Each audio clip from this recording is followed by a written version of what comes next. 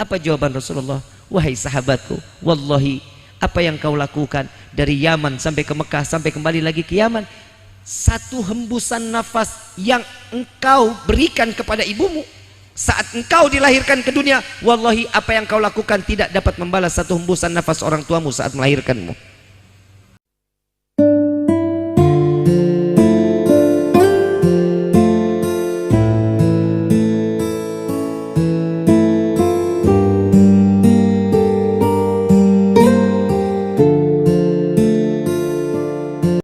Alladzina amanu wa tatma'inul qulubuhum bidzikrillah. Allah telah menyempurnakan, memberi satu peringatan, memberi satu warning. Untuk apa? Jika seseorang hatinya ini sudah terpaut kepada Allah, pasti akan sempurna kehidupannya. Hidup akan selalu ibadah di jalan yang diridhai oleh Allah, mengikuti sunnah-sunnah Nabi Muhammad SAW. Akhlaknya baik. Anak sekarang mana lihat akhlaknya? Sama guru luar biasa, cium tangan bolak-balik, kadang dengkul sampai diciumin. Saking cintanya cincin langit. Hilang cincin. Berkah, hilang. Coba kita lihat, lu sama ulama jangan begitu-gitu amat. Ngapa sih? Ini tangan, ini jari tengah gue udah mulai keseleo nih. Saya pribadi saya, kalian mau salaman dengan guru silahkan, karena itu adalah keberkahan buat kalian. Tapi tolong orang tua jangan lu tinggalin dong. Lu cium tangan orang tua cuman Idul Fitri sama Idul Adha, gak ada kesetiap hariannya. Punya rezeki sedikit lu lebih baik orang yang lu sayangin. Lu sama temen royal sama orang tua lu kagak sama sekali. Jujur akhir zaman sekarang luar biasa, sama guru cintanya luar biasa. Guru itu pasti akan mencintai seorang murid, pasti, karena hatinya juga penuh dengan cinta. Jika seseorang nggak ada cinta dengan orang tua, percuma hidup lu nggak bakal berkah. Lu kaya, lu nikmat hidup, lu jalan kenikmatan kemana aja lu jalan, sampai ke Eropa lu jalan, tapi orang tua lu nggak ridho, lu nggak bakal tenang hidup lu. Nggak bakal tenang. Surga kita ada sama siapa? Surganya laki-laki ada sama siapa? Orang tua. Perempuan surganya sama siapa? Suaminya nanti. Ini keberkahan dalam hidup kita yang nyata. Sampai Imam Syafi'i radhiyallahu anhu radhahu, beliau mengatakan, sebanyak apapun uang yang kalian berikan, dengan cara apapun kalian memberangkatkan haji orang tua kalian, dengan cara digendong dari negeri kalian sampai ke Mekah, sampai kembali lagi ke negeri kalian, tidak turun dari gendongannya, jika kalian menyayat hati orang tua, wallahi surga haram untuk kalian. Hati-hati. Sampai Nabi SAW didatangi sama satu sahabat, ya Rasulullah, saya tinggal di Yaman, saya telah menjalankan ibadah haji bersama orang tua saya. Nabi mendoakan sahabat tersebut, lalu dia mengatakan, ya Rasulullah, dengan cara aku menggendong orang tuaku dari negeri Yaman sampai ke Mekah, sampai kembali lagi ke Yaman, ada di dalam gendonganku. Apa jawaban Nabi? Ini adalah yang diinginkan setiap anak. Lalu apa kata anak tersebut? Apakah saya telah membalas budi dari perbuatan saya terhadap orang tua saya? Apa jawaban Rasulullah? Wahai sahabatku, wallahi apa yang kau lakukan dari Yaman sampai ke Mekah sampai kembali lagi ke Yaman, satu hembusan nafas yang engkau berikan kepada ibumu saat engkau dilahirkan ke dunia, wallahi apa yang kau lakukan tidak dapat membalas satu hembusan nafas orang tuamu saat melahirkanmu. Coba kita lihat, orang tua kita berkorbankan bukan main buat kita. Akhlak Nabi luar biasa. Ada satu riwayat, Nabi setiap hari itu kalau mau jalan subuh, Nabi itu kalau jalan subuh, saat jalan subuh itu tiap hari Nabi diludahin. Tiap hari. Gue gak kebayang kalau orang Ciledug, orang Petukangan, lewat mau jalan ke masjid, ada orang gedek banget sama kita, begitu lewat diludahin. Kira-kira lu apain tuh orang? Lu ludah, lu gue tampol. Balasannya 2 kali lipat pastinya. Lihat akhlak Nabi.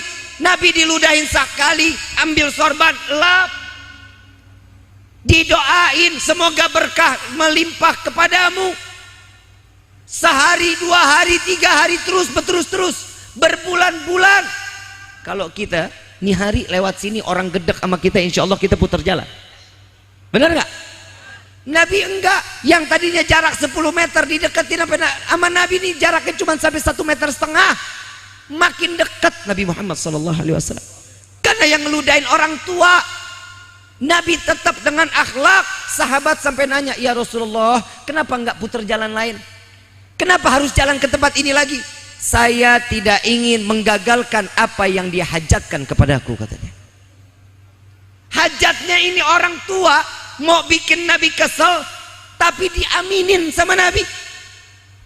Kenapa enggak menjauh, makin mendekat? Aku khawatir tatkala dia ingin meludahiku, dia terpleset, dia jatuh dengan jarakku yang cukup jauh, maka akan tertimpa dosa kepadaku, katanya. Dideketin. Sehari, 2 hari, 3 hari ini nenek nggak ngeludahin Nabi. Khawatir Nabi. Khawatir, bingung. Ditanya sama sahabat, wahai sahabatku, tahu nggak setiap pagi yang nenek yang nyapu di sini? Dan Nabi nggak pernah bilang, lihat nggak nenek yang tiap pagi ngeludahin saya? Nggak. Nyapu di depan rumah ini, kemana nenek ini? Ya Rasulullah, bukankah dia membantumu? Iya. Kemana dia? Yang aku tahu dia sakit ya Rasulullah. Khawatir Nabi. Nabi ke pasar, beli roti, beli madu, beli buah, datang ke rumahnya, ngelihat rumah berantakan, ambil sapu, disapuin rumahnya. Duduk di hadapan nenek tua ini, ditungguin sampai nenek tua ini bangun.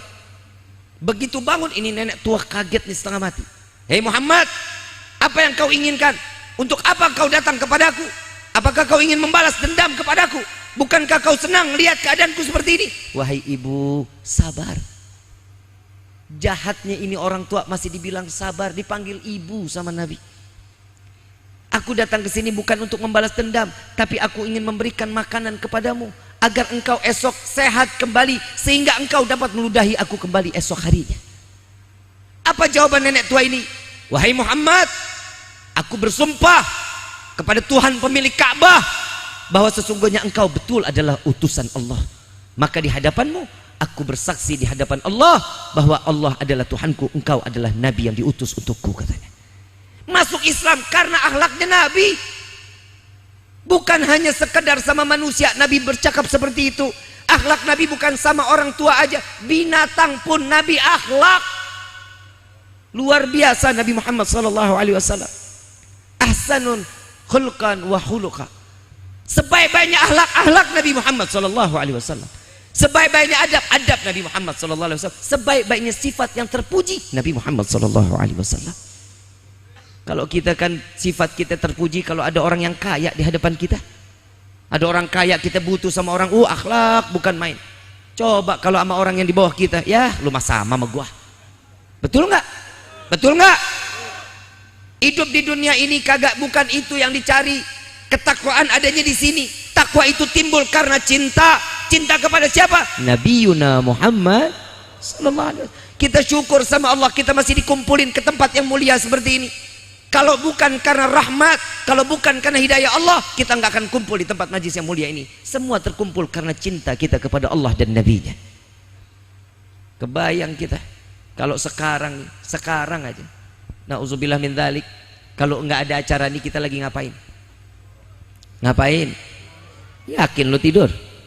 Ada yang main gaple, ada yang catur, ada main catur, genjrengan, ada genjrengan, ada. Kita masih disyukurin. Ini yang syukur sama Allah. Kenapa? Karena kita dikumpulin tempat yang mulia. Ingat, Al Habib Ali bin Muhammad bin Husain Al Habsyi, sahibus Sumtud Durar, beliau mengatakan, wallahi jika kalian ingin tempat di mana taubat kalian diterima oleh Allah, maka datanglah ke majlis-majlis maulid.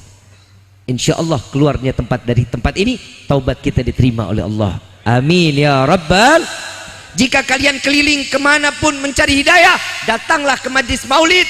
Disitulah tumpahan hidayah Allah berikan kepada setiap umat Nabi Muhammad SAW. Faham sampai sini? Faham sampai sini? Insya